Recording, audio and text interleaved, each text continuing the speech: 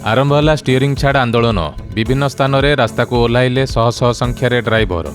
10 दफा दाबी रे ड्राइवर संघर स्टीयरिंग छाड़ आंदोलन आरंभ हो जाइछि। राज्य में विभिन्न स्थान में रास्ता को ओह्लाई प्रतिवाद करुचंती ड्राइवर। सकाळु सकाळु भुवनेश्वर तमांडरे शांतिपूर्ण प्रतिवाद आरंभ हो जाइछि। सेहीपरि संबलपुर जिलार विभिन्न स्थान में ड्राइवर प्रतिवाद मध्य आरंभ हो जाइछि। बुर्ला, कुचिंडा, हीराकुद, बणाई, गुरुंडिया, लहुणीपड़, कोईडारे बंदर प्रभाव देखा मिलुछि। जदि कौनसी व्यक्ति आईन को हाथ को नियंती तेबे तांको विरुद्ध रे दृढ़ कार्यानुष्ठान नियाजिबो बोली सूचना दैछन्ती पुलिस कमिशनर। अन्य पक्षरे समस्त परिस्थिति को मुकाबिला करिबा पई अतिरिक्त 15 प्लाटून फोर्स एवं 40 जन ऑफिसर मुतयन करा जाइछि। सेपटे परिवहन मंत्री कहिसन्ती ड्राइवर को दाबी को राज्य सरकार गुरुत्वर सह नहीं विचार करिवे।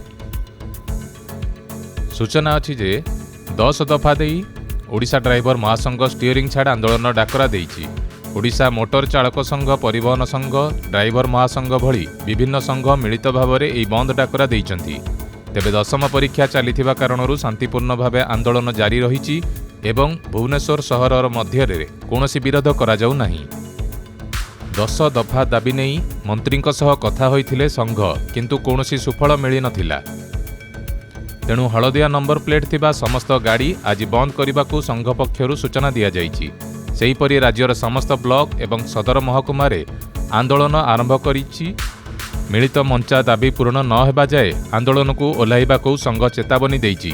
सेपटे ड्राइवरଙ୍କ आंदोलन सत्ते आज राज्यर समस्त रूट रे घरोई बस चलिबो बोली बस मालिक संघ संपादक देवेंद्र साहू स्पष्ट करिछन्ति।